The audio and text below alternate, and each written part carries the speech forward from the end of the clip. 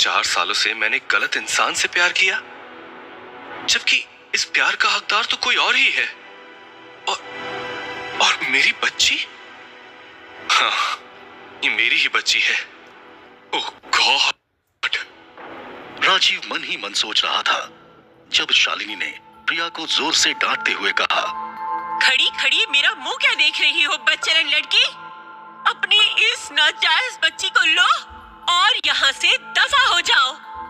प्रिया ने मोती के नेकलेस को अपनी मुट्ठी में छुपाया, आंसू से भरे आंखों से अपनी बच्ची की ओर देखा और उसके सर पर हाथ फेरने लगी। चलो बेटा, अब हम यहाँ नहीं रुकेंगे। मैं तुम्हें ऐसे लोगों से अब दूर ले चलूंगी।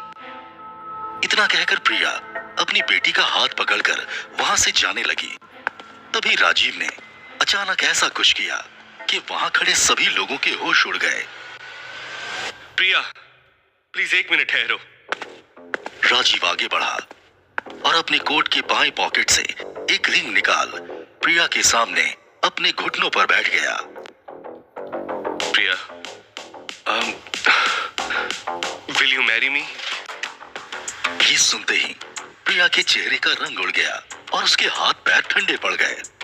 दूसरी तरफ शालिनी की आंखें फटी की फटी रह गई। अब वो आग बबूला होने लगी।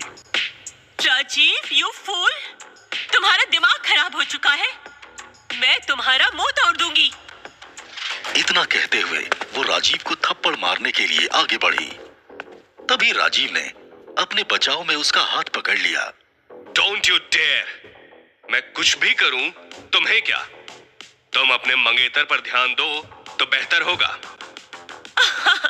ओह, तो अब तुम मुझे सिखाओगे कि क्या करना सही है और क्या नहीं। भूलो मत कि मेरी पावर क्या है।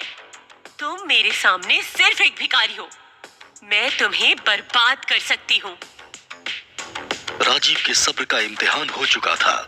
अब वो शालिनी की बकवास सुन नहीं पा रहा था। उसने अपनी मुट्ठी कसकर बांधी और शालिनी की ओर बढ़ा। शालिनी, अब एक और शब्द मत कहना। तुम बस अब चुप हो जाओ, वरना। राजीव को देख शालिनी जोर से हंसने लगी और ताली बजाने लगी। Oh great Rajiv, great. तो अब तो मुझ पर हाथ उठाओगे, हाँ? कल तक जो लड़का कुत्तों की तरह मेरे सामने दुम हिलाता था, आज वो मुझे धमका रहा है। और वो भी क्यों? सिर्फ इस चीप और कैरेक्टरलेस लड़की के लिए। शालिनी प्रिया की ओर मुड़ी और बेहद गुस्से से प्रिया को घूरने लगी। खैर प्रिया, ये तुम्हारे लिए कोई नई बात नहीं। मर्दों को फंसाना इससे पहले भी तो तुम्हारा नाजायज संबंध रह चुका है ना, जिसकी निशानी है ये बच्ची। तुम्हारी जैसी गिरी हुई लड़की तो किसी भी एरी गैरी का हाथ पकड़कर चल देगी।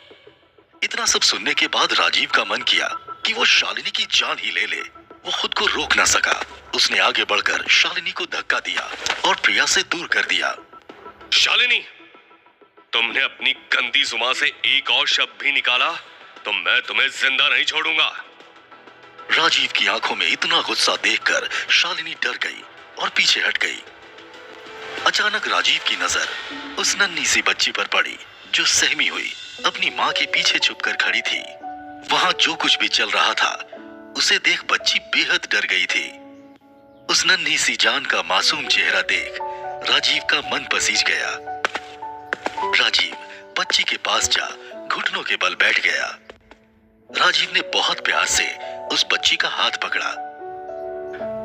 माय प्रिंसेस, क्या तुम चाहोगी कि मैं तुम्हारा डैड बनूं? हाँ। राजीव तो ये सुनकर मानो खुशी से झूम उठा। बेटा, एक बार डैड कहो ना। डैड? इतना सुनते ही राजीव ने बच्ची को अपने कंधों पर बिठा लिया और खुशी से झूमने लगा। आज से ये मेरी बेटी है और मैं इसका डैड हूं। राजीव की खुशी देख सब वाकई हैरान थे। प्रिया को कुछ समझ नहीं आ रहा था कि आखिर ये सब चल क्या रहा है। तभी प्रिया ने राजीव के कंधे से अपनी बेटी को उतारा।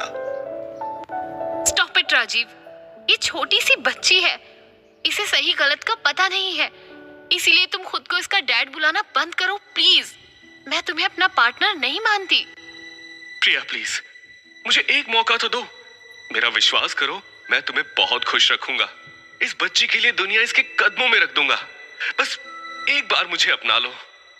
प्रिया ने राजीव की आंखों में अपनी बेटी के लिए आज वो प्यार देखा जिसके लिए वो सालों से तरस रही थी।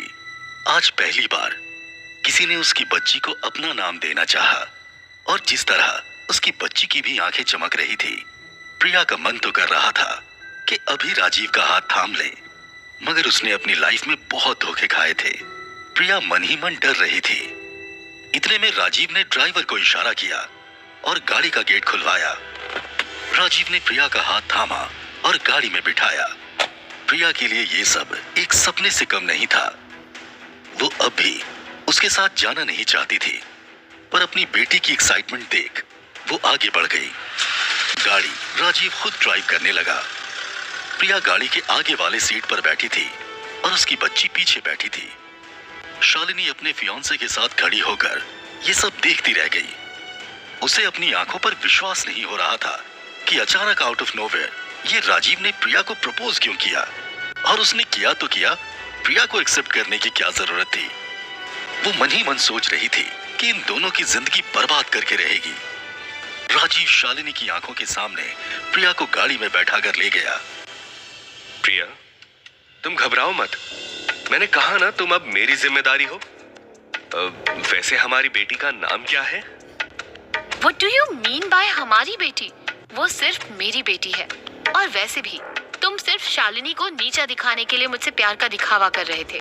मैं सब समझती हूँ, वरना अचानक एक ही सेकंड पहले तुम शालिनी को मिलने आए थे और दूसरे ही पल में तुम्हें मुझसे प्यार हो गया। बताओ कैसा है ये तुम्हारा प्यार? इसीलिए गाड़ी रोको और मुझे जाने दो। मैं कोई दिखावा नहीं कर रहा था प्रिया। मैं मानता हूँ कि मैं शालिनी के लिए आया था, पर ये तो तुमने भी देखा कि उसने मुझे क्या नहीं बोला। जबकि मैं जिंदगी के 5 साल जेल में बिताकर आया सिर्फ उसके लिए। और मैं जब शालिनी के साथ था तो मैंने देखा कि लोग तुम्हारे साथ कैसा बिहेव करते हैं। मुझे बिल्कुल भी अच्छा नहीं लगता कि लोग तुम्हें नीचा दिखाएं। आज जब मैं खुद धोखा खा चुका हूं तो मैं तुम्हारा दर्द समझ पा रहा हूं। और सच कहूं तो आज तुम्हारी बेटी को देखकर तो मुझे लव एट फर्स्ट साइट हुआ है। उसे अपनी जिंदगी बनाने के लिए मैं तुम्हें अपनी जिंदगी बनाना चाहता हूं, और मुझे विश्वास है कि मैं तुम्हें मना लूंगा।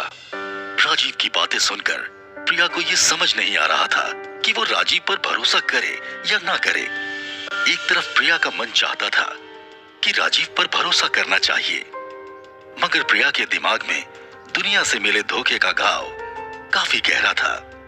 वो चाहकर भी राजीव को अपना नहीं पा रही थी। तभी राजीव ने सामने के मिरर को सेट किया जिसमें बच्ची का चेहरा दिखने लगा। बेटा, आपका नाम क्या है? मेरा नाम आर्या है। मेरी प्यारी आर्या। प्रिया, आर्या के पापा कहाँ हैं? Could you not get in touch with him? मुझे पता है कि 5 साल पहले तुम्हारे साथ बहुत गलत हुआ था। क्या तुम्हें उस इंसान के बारे में कुछ भी नहीं पता? क्या तुम नहीं चाहती कि वो इंसान वापस लौट आए और तुम्हें और तुम्हारी बच्ची को अपना नाम दे? मैं उस इंसान के बारे में कुछ नहीं जानती कि मेरे साथ बहुत बड़ा धोखा हुआ है। उस एक हादसे ने मेरी पूरी जिंदगी बर्बाद कर दी। मुझे लोगों से सिर्फ बेइज्जती ही मिली है। मेरी बेटी का कोई पिता नहीं, सिर्फ एक माँ है। तुम मुझसे प्लीज ये दोबारा कभी मत पूछना। मैं उस आदमी को याद करती हूँ तो वो रात याद आ जाती है। प्रिया, अगर तुम्हें पता चलता है कि इस बच्ची का बाप मैं हूँ तो फिर तुम मेरे साथ कैसे बिहेव करोगी? राजीव के इस सवाल के बाद कार में अजीब सा सन्नाटा छा गया। प्रिया की आंखें अचानक सूख सी गई, जैसे उसमें कोई जान ना हो।